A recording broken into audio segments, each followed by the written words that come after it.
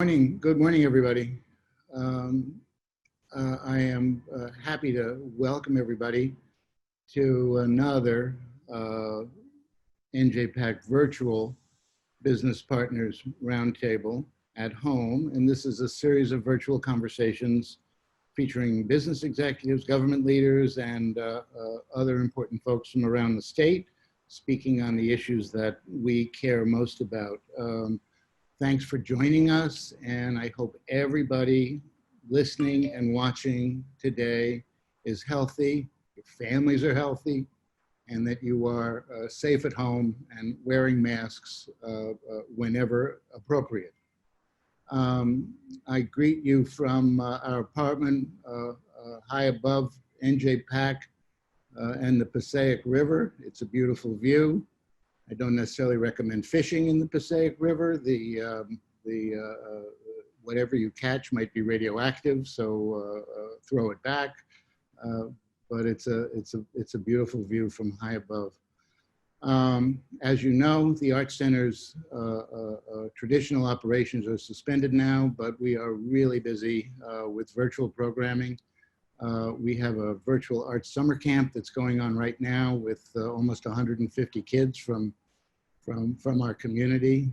We just finished what we call our Jerry Allen Jazz Camp, which is an all-female jazz residency, and we had 50 young women from Newark and indeed from all over the country join our artistic director Regina Carter for a remarkable week. If you're looking for something to do and you have a few minutes, visit our website. We have lots of cultural and community programming on NJPAC in your living room.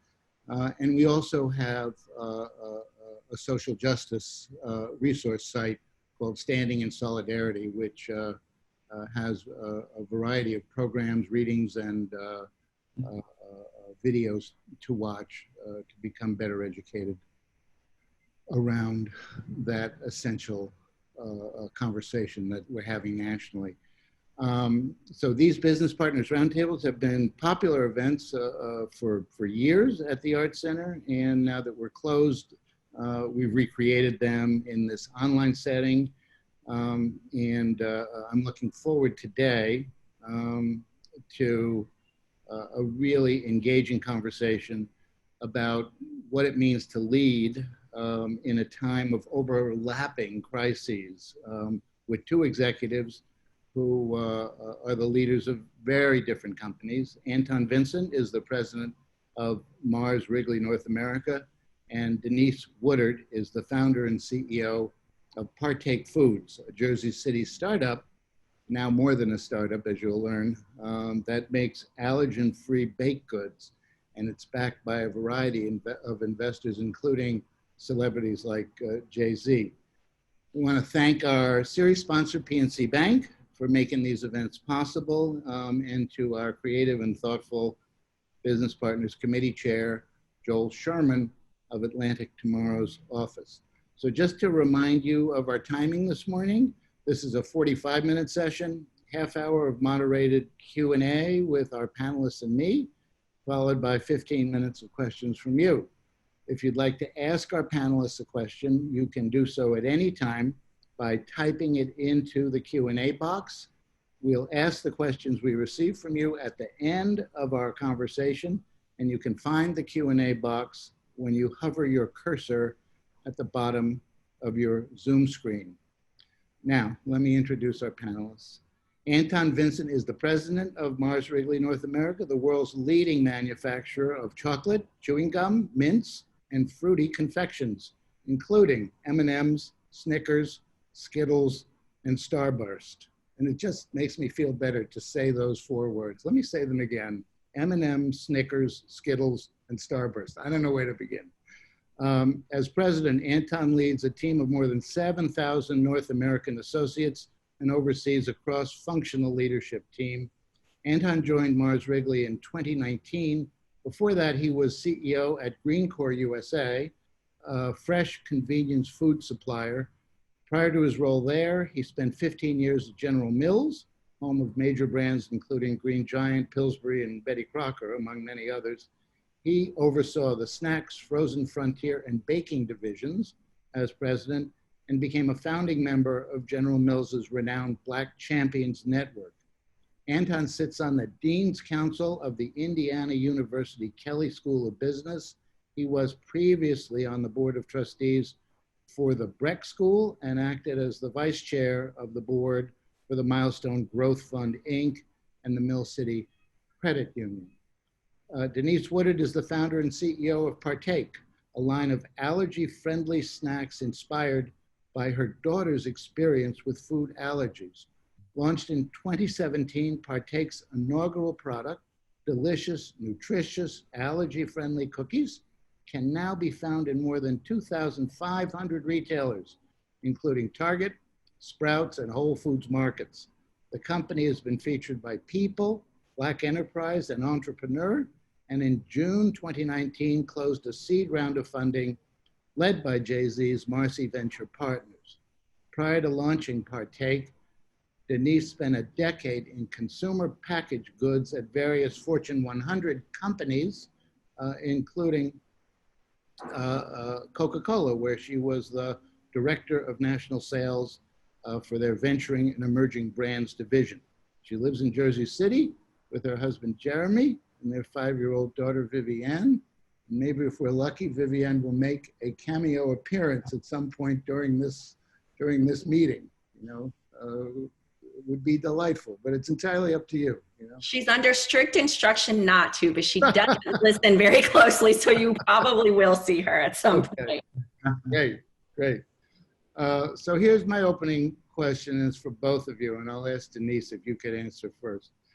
So the world has literally turned upside down the last 5 months, and what has been your greatest challenge as a leader in adapting to our current circumstances? The public health crisis, the economic crisis, and now the renewed national conversation around social justice. Sure, I think there's several things there. As a business leader, we were set to launch Target nationally May 10th, so right in the midst of the initial crises, but then leading into the second pandemic that's really come about. And so we had to switch our marketing plan and launch plans to very in-person events and demos and things like that, and really pivot quickly to virtual and to digital programming. So we've had to make some business changes from a marketing perspective. As a mom and CEO, my daughter hasn't been in school since March 13th. So there's a lot of homeschooling and my husband managing his career while me also running the business. So just juggling all of those pieces and kind of integrating them as best possible has been another challenge. And then the racial reckoning that's going on in our country right now has made it a very bittersweet time for our business, because we've seen a lot of amplification of our brand because we are one of the few Black-owned, nationally scaled food brands. But I hate that it comes off the back of the continued systemic racism and police brutality in our country. So it's been a very interesting time, a very, very weird time for our business, but we're trying to pivot as best possible and make the best of it. It sounds like you have. Anton, what's your take on that question? Yeah, I think it's a very interesting question. John, I think the big thing for us is, that we had begun relocating about 500 employees to our brand new North American headquarters right in downtown Newark. And about 10 days later, I had to issue a work from home until further notice order, in which we're still under. And so I think some of the challenges that we saw, I think are twofold. I think the first thing is just ensuring the safety, both physical safety and economic safety of our associates, over 7,000 in North America, is first and foremost. And I'd say the second piece, much like Denise, is just making sure that we had operational continuity as well. As someone who manufactures food, we are deemed as an essential industry, and so we had regulatory approval to continue our operations. But that means we had to get really up to speed in terms of our safety protocols, both within our sites and within our offices.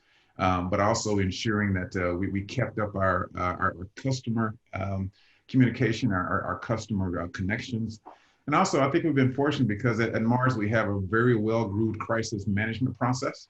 But I will tell you, it has never been tested at this scale, at least virtually anyway. And so I think we found that it was quite resilient.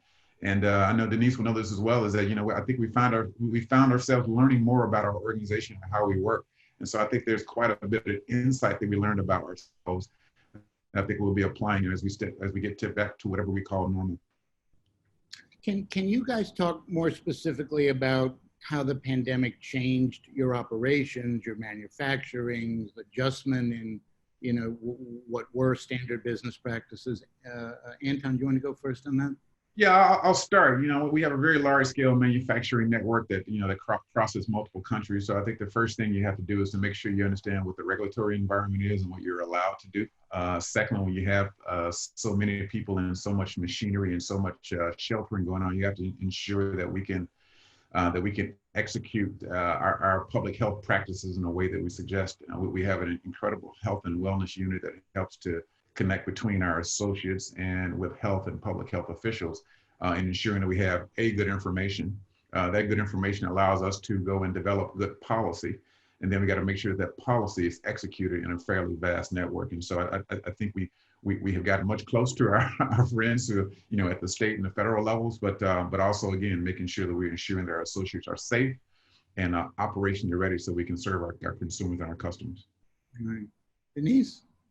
I think our operational situation is very different than Mars, but similar in the fact that the most important things were keeping people safe and keeping the business running in a way that was allowed and safe for everyone involved. And we use a contract manufacturer based on the West Coast. For us, it was staying in lockstep with them through daily phone calls, ensuring that they had policies and protocols in place, that they were staying in lockstep with their local government and their local health department to keep their associates safe, and then also making contingency plans if there were some interruption in our supply chain, which thankfully there has not been.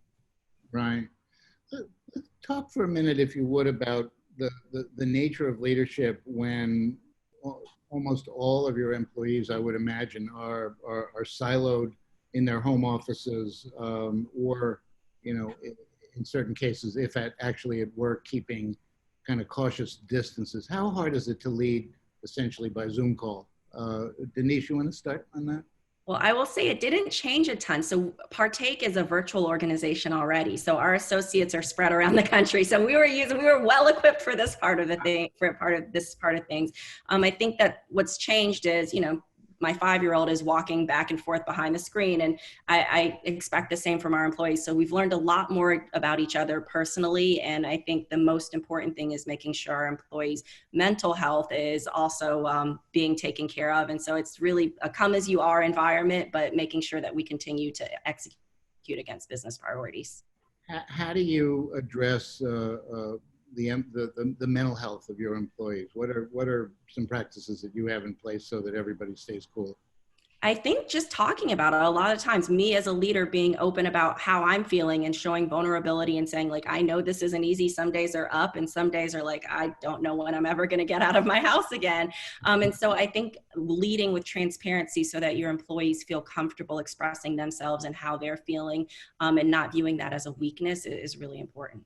Yeah, I think that's right. Showing that transparency that shows your vulnerability as well and your intentionality, and yet, occasional confusion about what to do next, right? That makes people feel better. Anton, you have thousands of employees, and you're running the business from your home. What's that like? Yeah, well, it's interesting. What I will say, our very first conversation is, do we have an IT infrastructure that can accommodate people primarily working in offices to all of a sudden at the same time doing their business from home? And so I think we were pleased to find out how robust our systems were. We happened to be in the middle of some upgrades that we actually escalated in anticipation of this. And then, John, we're fortunate to be a part of a global organization. And so, China went through this first. And so we actually had a big playbook from our associates in China, and had some sense around how we wanted to pace through it as well. And so I would say we had a bit of a head start, but similar to Denise, you're taking people that their working situations all of a sudden change, and there's just a lot of dynamics to sort of understand. Yes, the organizational stuff, yes, the operational stuff, but we're dealing with people, we're dealing with human beings, and when we're dealing with human beings that are all of a sudden, under very, very different circumstances and wanting to still produce. and still be safe. And so we want to make sure that we accommodate their need and our want for them to want to be productive, but also making sure they're safe mentally, physically, and in many cases economically as well, because many associates were not able to do their jobs, and so we had to make some decisions around how we were going to support that economically. And so we spent a lot of conversation, pressing on our principles and ensuring that we were providing as much economic support as we thought we could, and ensuring they were in a position to be whole as individuals. Mm-hmm. Let me ask you a question, Denise, and I know a question that everybody tuned in is going to want to hear about, because you've had a remarkable trajectory of success in a relatively short amount of time. So you built your business from the ground up, and do people seek you out to find out how you did it? And when they do, what do you tell them? They do, which is still crazy to me, because I'm still seeking other people out like Anton to find out how they did it and how they're doing it.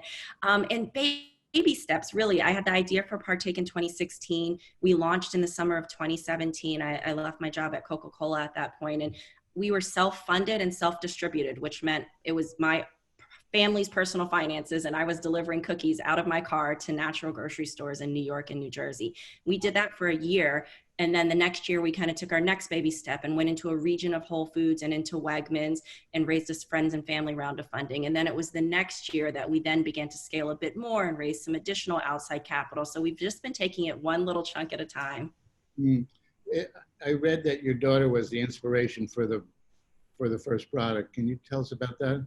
Sure. So my daughter Vivian, right around her first birthday, we learned that she has several food allergies. So she's allergic to most tree nuts, eggs, corn, and banana. And in the summer of, very odd combination. And during the summer of 2016, our nanny, Martha, who actually has some equity in the company, was like, your daughter has the most boring diet ever. All you give her is quinoa and fish. And I was like, well, the things that exist in this space, I don't feel good about nutritionally. The stuff that I feel good about nutritionally, my daughter literally spits out because she hates the taste of. And then from a brand factor, like I don't really feel excited about any of the brands in the space. And she implored me, she was like, you should just start a company. And I was like, you know what, Martha, that's actually a great idea. And so that's how the idea was born. That's great. And you did it. And it worked. Right. Terrific. Right. So Anton, one of the big stories in Newark over the past couple of years is Mars' decision to move its headquarters into the renovated Ironside building down the street from us. Talk to me about how the company made that decision. Yeah, a good question, John. This decision was made better part of 3 years ago, and I think there were a couple of things driving it. We always had an interest in trying to move to more of an urban core for a variety of reasons, and so we undertook I would say a pretty intention search in terms of understanding, what urban cities will sort of fit our profile. We've had a long relationship with the state of New Jersey, and so Newark was always on the list for a variety of reasons. We chose Newark for a couple of reasons. I think first and foremost, and maybe some of your viewers may not know, but we're essentially returning to Newark. And so 75 years ago, we came to Newark and we actually created the M&M's brand in Newark. It was meant to be rations for soldiers in World War II. That is the beginning of M&M's. And so we knew we had a very much of a historical bent there as well. And then, of course, being in the New York, sort of city metro area, a big draw for talent for us was very important. And so, continuing to have an East Coast location was critical in being able to attract not just young talent, but also experienced talent as well. The East Coast is a very unique place. We're a global organization, and so logistics in terms of travel sort of came into play as well. And I would say just the last thing is just ambition. We really liked what Newark was trying to be when it grew up. We're very impressed with the mayor, very impressed with the story, very impressed with the history and the trajectory of the local area, and felt like it is a place that we felt like we could contribute.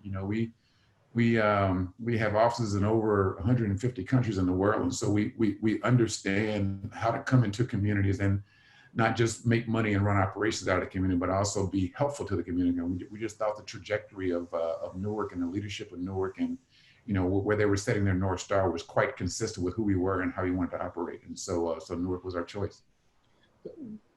And I have, just on the ground here, on behalf of the Arts Center and all of us, and we really appreciate the fact that a couple of years in advance of the employee's arrival, your folks are on the ground talking to community groups like ours, and we together have already produced family events for kids and families. And talk to me about your strategy of community engagement. What does that consist of? Yeah, I think it's pretty simple. Like I mentioned, we do business all around the world in many countries, and I would say, from our purpose, we really are trying to be, we're a purpose-driven organization, and our whole intent is to make the world better and make it better than where we found it. And so that involves really a local DNA in our organization. As a matter of fact, when you look at Mars, we're a private company, but we're quite decentralized. And one of the reasons we're decentralized is because we want to give individual power and influence those people who are running geographies or running countries or pieces of countries, an opportunity to be very consistent with those communities and be a support and leadership in that. The second piece, and you remember this, is we have a Mars volunteer program. We call it the MVP program, where we provide a lot of support for a variety of things in certain cities and markets. And so, we have structure and infrastructure and, really energetic and well-intended associates who are really there to help and to exercise whatever value that they see best. And so we try to provide an infrastructure for that as well. And then I would say the third piece is, you hit on a little earlier, Newark has some great partners, from Newark Ventures to obviously NJPAC, to the Alliance as well. And, I think we've done a pretty good job in not just vetting them, but being very clear around how we can be differential in helping them to advance their objectives as well. And so again, it's not Mars coming in and taking over. It is Mars being helpful and really trying to push the local agenda. And I think we're actually pretty good at it.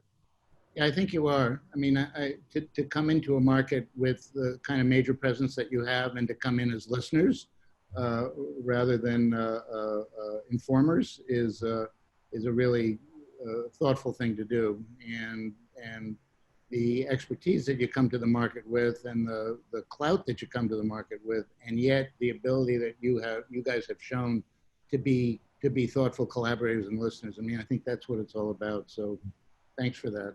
And we can't wait to have you all here physically in person, We were there for about 10 days, John, and then we had to call it off. Crazy, right? So Denise, you have famous people who have invested in your company. Tell me how you made those engagements and how has that informed your business strategy? Sure thing. So once we'd had some success in that regional launch of Whole Foods and Wegmans, we realized this could actually be a thing and we would need more capital to make that happen. And so I went out and worked to raise our seed round of funding. We were targeting $1 million, and I met with so many people, John. I have a spreadsheet of 86 no's and maybes and come back and see me next time. And through a friend of a friend, we were introduced to Jay-Z's venture fund, Marcy Venture Partners, and they were our lead investor. They've been a dream to work with. All three partners have extensive experience in building consumer brands and also in really advancing the culture and investing in brands that are working to make the world a better place. In addition to that, we have some experienced CPG folks that are investors. And so we got lots of the glitz and glam and press that came from Marcy, but also some operational experience that's been so helpful to me in scaling the business. Great. It's a great way to immediately raise your brand identification, right? I definitely underestimated how much it would. Our website was not prepared the day the news hit, but it's been just a really fun ride. Yeah, great. So I want to talk about probably the biggest impact of all this year post-pandemic has been the outpouring of anger and frustration that followed the murder of George Floyd. So to each of you, and I'll ask Anton to answer first, how have you led your company in response to the renewed calls for social justice that have reverberated over the country the past, 5-6 weeks? How can a corporation meaningfully take part in a social justice movement? Yeah, really good question, John. I think it's fortunate that you're talking to two CEOs who are people of color as well. And I'll just tell you personally, it just it really has impacted me. I'm from the Deep South. My parents and ancestors have a deep history in fighting for civil rights, achieving civil rights, and trying to make change in our country. And I tell you, when we see things like this on TV, and I would say in our community, it keeps happening. It's not a new thing. It's frustrating. we have to acknowledge that while we have made progress, we have a long way to go. And so I think that's where it hits me personally. I also have an 18-year-old son that's about to go off to college, and I'll tell you, I'm having the same conversations with him that my parents had with me 40 years ago. It's troubling, but it's necessary, particularly in African-American households. We have these conversations. Moms and dads have it with their sons and daughters, by the way. Mm-hmm. So I would say from a corporate perspective, I think the biggest thing for us is to ensure that we are listening, that we are understanding, and that we're making space for conversation and engagement. I think that's the biggest thing that we have done. And we've done that pretty well. And, at Mars, we're fortunate to have a fair amount of what we call ARGs or ERGs, employee resource groups. They are vital when things like this happen, because we're able to tap into communities to get insight to ensure leadership is hearing and listening what their associates or their employees are going through. So I think we've done a pretty good job. I would say, secondly, what it does is it forces you to sort of look at your own environment. And businesses are microcosms of what's happening in society, and so we through those conversations we're able to get a lot clearer on our own I&D strategies from a diversity perspective and inclusion perspective. Is to ensure, as we look inside of our environment, are we being fair? Are we exercising equality? Are we being consistent with our own principles, and ensuring that we're doing that? And so I think it is always a great opportunity for dialogue. We're certainly doing that. It's a great opportunity to ensure that we're doing the things that we profess to do, that we're living up to our ambition. And if we're not, it is a good opportunity for us to close gaps, to be better than we are today, and to put practices in place we're doing today. And we're certainly doing that at Mars and being quite serious about it. I'm helping to lead a lot of those efforts as well. And I must say, from a global organization, I think we've been quite responsive. I would say, we're not quite meeting our ambition, but I will say that we understand that, and we're moving forward, I would say, with great speed and great determination to have sustainable outcomes in terms of how we want to show up and how we want to develop our own organization. So as you've listened to your team members from all across the country, and I'm not sure whether this is a global conversation or a North American conversation that you're leading, what are you hearing? What stands out to you? Yeah, I think the thing that stands out to me is I think the first place you start is representation. Does our employee base, represent our marketplace? And, I would say most companies today, they're probably somewhere along the spectrum. I think we feel decent about that. But I'd say the big conversation is, are we seeing representation in leadership? Are we seeing that leadership represented, at all levels, all the way up to the top of the organization? And like other companies, I think Mars has work to do, and we're doing that work. I think the second thing that we're hearing is that, I would say, from all our associates, these are tough conversations. These are very nuanced conversations, and some employees are going to be better equipped to have those conversations than others. And so I think we have sort of seen where our gaps are in being able to put certain trainings in place for people to have the conversation. I'll go back to what I said earlier. Organizations are just collections of people. They're collections of humans. And so I think you have to touch that human piece first before you can put strategy and operations around that. And so I think we have certainly started to do that. And then I think for us is, I always tell people, talk is good, writing checks are good, but what are we doing about it? And so, we're in the process of being very deliberate about what we do, both internally and what we do externally or internally, and putting together good plans where we can elevate our efforts, but also do it in a way that's going to be sustainable. Our idea is not to respond to what happens. Our idea is to be consistent with our purpose and our ambition. And we think we have opportunity there. Great. Denise, when we talked earlier, you told me that this national conversation about social justice has kind of transformed your business exponentially. Can you talk about how this current time has impacted your operation and how you are dealing with questions of social justice as you advance your business? Sure. I think, with the amplification of Black-owned businesses that's happened through this, we've had a lot more eyeballs focused on Partake, and we've used that as an opportunity to take action to support organizations that we believe in. And so some of the ways that that's come to life, we partnered in June with the Food Equality Initiative, a nonprofit that supports food insecure families managing food allergies. We donated 10% of our sales from our website to their organization in June. We were able to support over 3,000 families. Children that are Black and Latin Latinx typically have about a 7% more likelihood to have food allergies. And then in addition, we find that those families are more likely to be food insecure oftentimes. And so when we're looking at who the Food Equality Initiative is impacting, it's overwhelmingly Black and Brown families. So we were happy to be able to support their organization. Similarly, with the additional eyeballs happening right around our Target launch, we use that to create a campaign called Spot Us at Target, where we actually featured other women and minority-owned brands that are doing business at Target to help amplify those brands with the additional eyeballs that were coming to partake. And then additionally, when looking at like representation in the pipeline, as I build my organization, I want to have a diverse group, diverse in terms of gender and socioeconomic background and ethnicity. And when I look at the environment, I'm also, as a business leader, I need people who have experience either in big CPG or in scaling food and beverage companies. And I'm not finding the Black and brown talent that I want to find. So we're actually announcing a program later this summer where we're going to be partnering with HBCUs to do an apprenticeship and to really start to introduce students CPG at an earlier time. So hopefully we can build and develop talent and work with our organization and other companies in the food and beverage space to increase the diverse talent in the space. That's wonderful. Boy, oh boy. I mean, those are programs that I think could be models for other businesses, you know, adapting the kind of deep thinking that you're doing to enable equity. I think that's great. Yeah. And I hope that you'll keep us informed of that so we can share it with our business partners. Great. Thank you. Yeah. All right. So last question before we get to questions, and we have a bunch of them from the folks in the room. And of course, this is an impossible question to answer, so that's why it's the last question.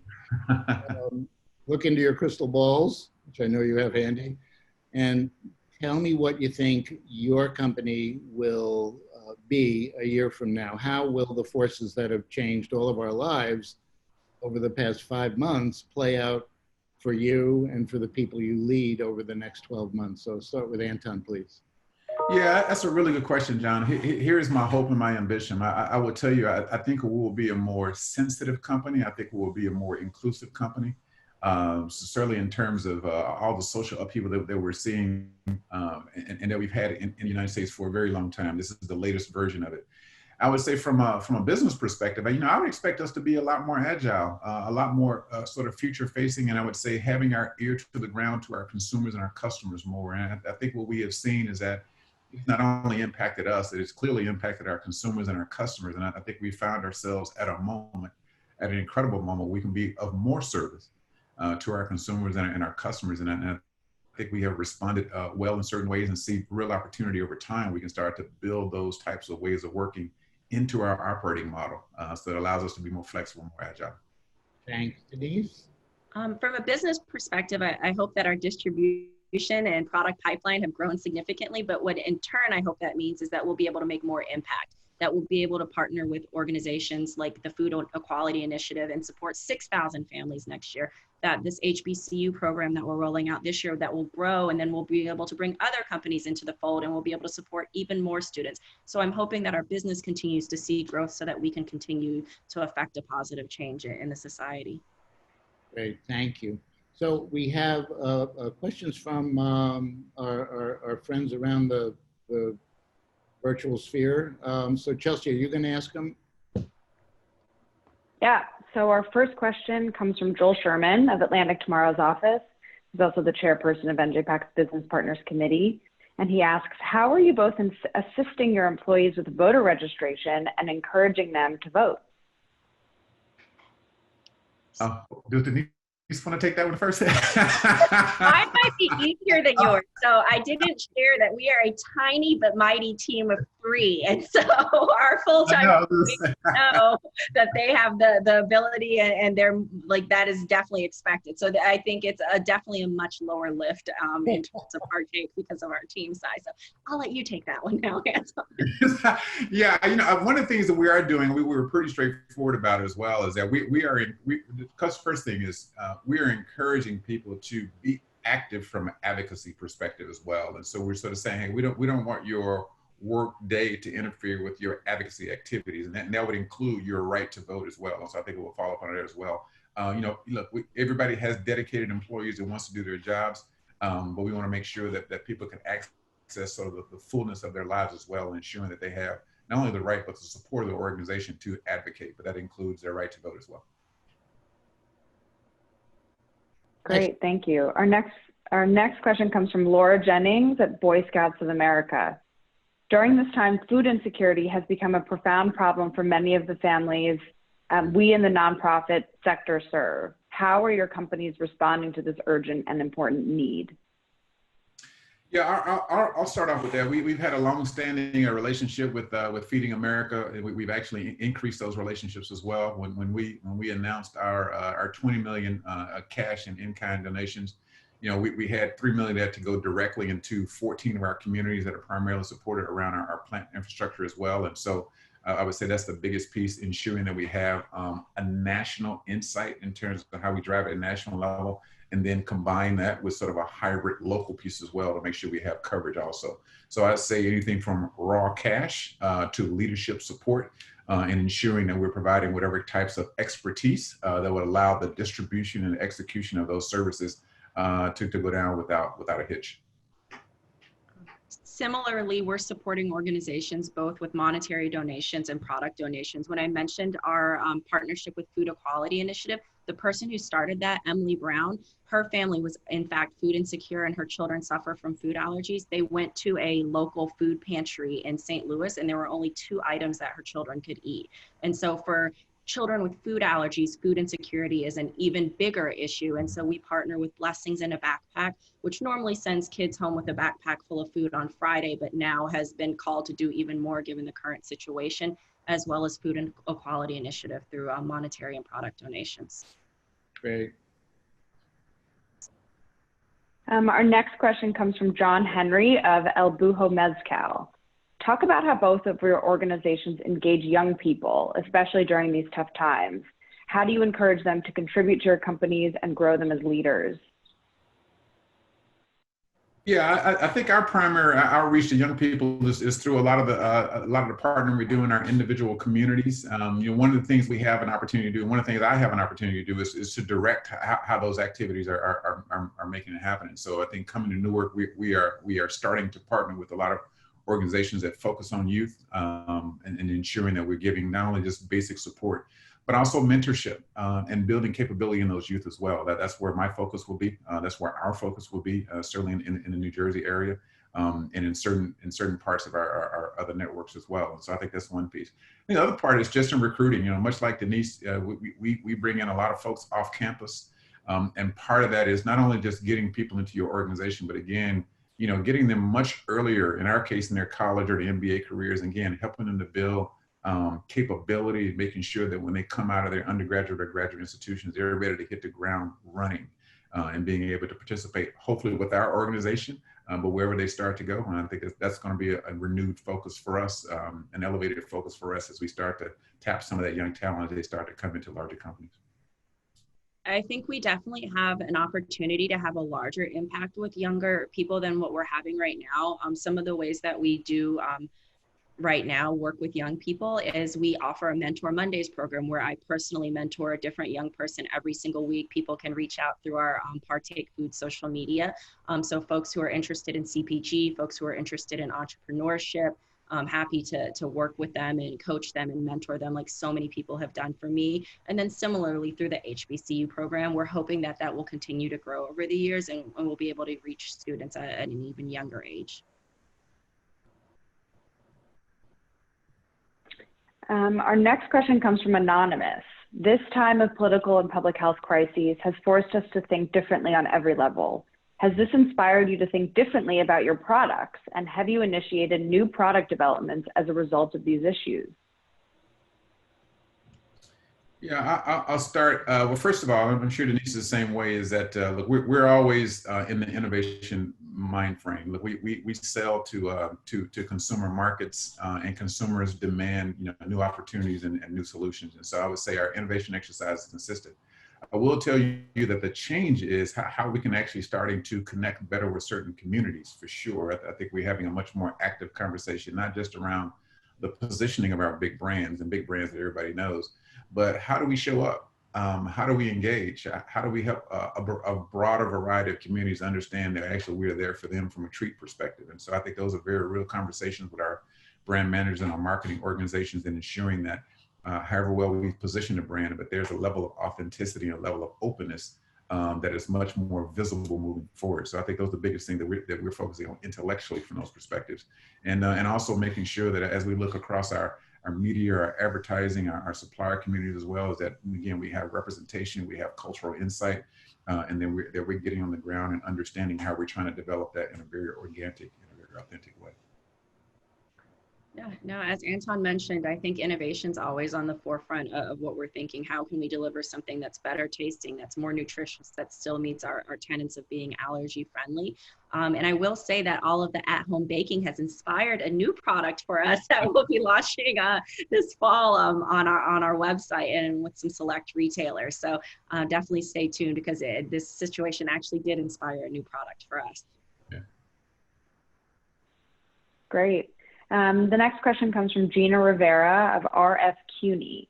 What is the best approach when speaking about race relations in an organization that does not have diversity goals or training set up?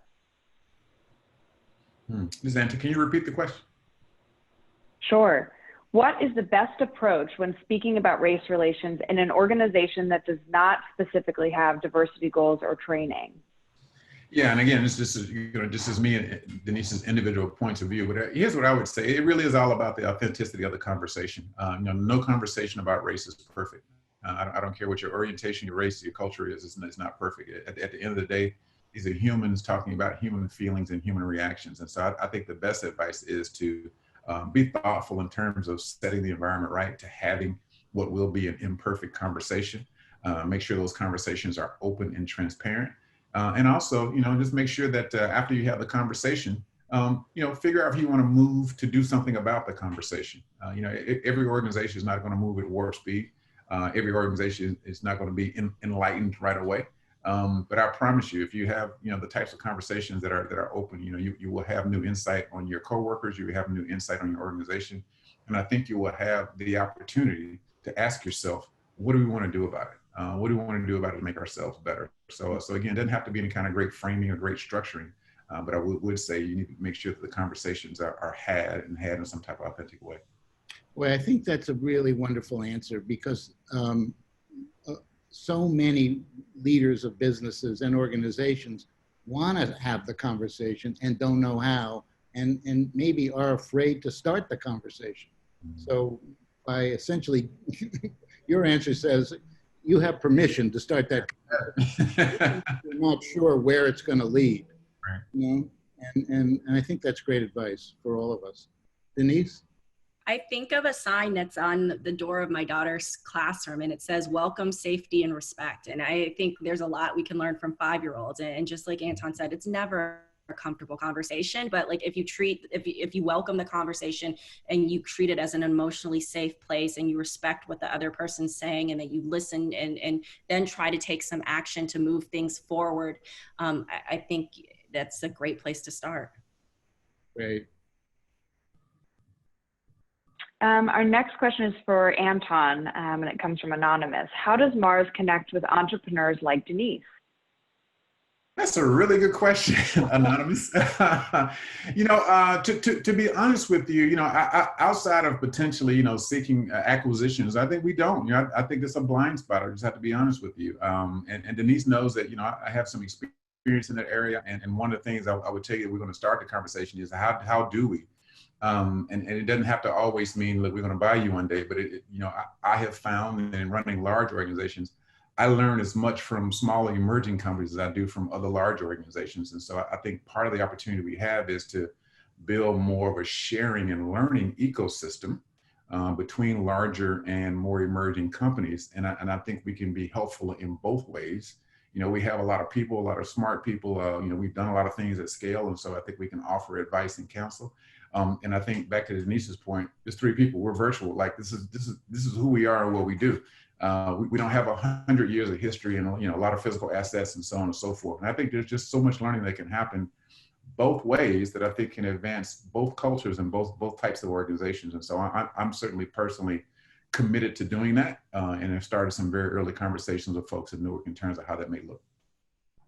Great. Chelsea, I think we have time for one more question if you've got one. Sure. Looking past, this question comes from Beverly Glasgow of NJIT. Looking past the pandemic, do you expect your new normal to be more virtual than before? Well, given how virtual our before was, I think this is just really, well, I will say it's reaffirmed the fact that we're comfortable with a virtual workplace, but I miss my coworkers so much. While we didn't work in the office together all the time, we saw each other quarterly. And so to be able to have that mind sharing and the in-person connection, I think is so important. And I'm really missing that right now. So while we'll continue to be a virtual team, I can't wait for the day that we can see our team and our internal and external stakeholders in person again. Yeah, and I think what I would say is that, yeah, you know, we have learned a lot about working virtually at scale. You know, one of the things I think from a leadership perspective, and I think Denise does this all the time, is that you really have to be on how you insert your leadership. I have had more touch points with my associate base working virtually than I have working in some big office, and so I think that's been instructive for me. When you don't have physical access, or you can't, you know, run by the copy machine or run down the halls, things, you really have to be intentional around how you continue to create connection and maintain connection to maintain engagement as well. You know, at the same time, I think we have seen in many cases, you know, a productivity boost, you know, from a virtual perspective. And we've always had some ability to work flexibly, so that environment is not new. But I think we have a better and deeper understanding around how we blend the best of both a physical environment and a virtual environment, and really try to optimize our operating model and our engagement model as well. And so, yes, I think we'll be very different on the back end. I think we'll make much larger use of virtual as a work type, and we're trying to master that as far as we can. And so I think we're looking forward to it for sure. And I think, again, from an associate work experience, I think we have an opportunity to give our employees more flexibility in how they work, which I think will pay dividends personally as well. So thank you both. This has really been a fascinating and instructive conversation. Clearly, you both are, you know, very successful leaders of businesses.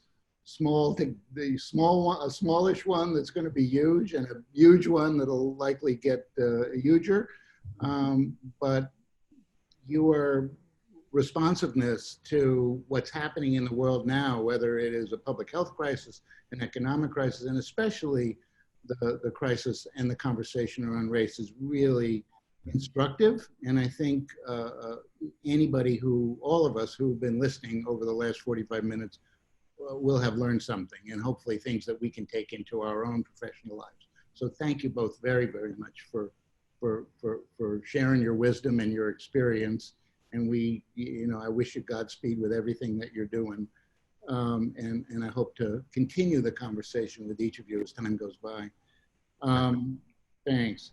So we do not have a Business Partners Roundtable in August. However, I do want to encourage everyone who's listening today to join us for one of several online programs we have lined up for next month that take a deep dive into issues of race, equity, and social justice.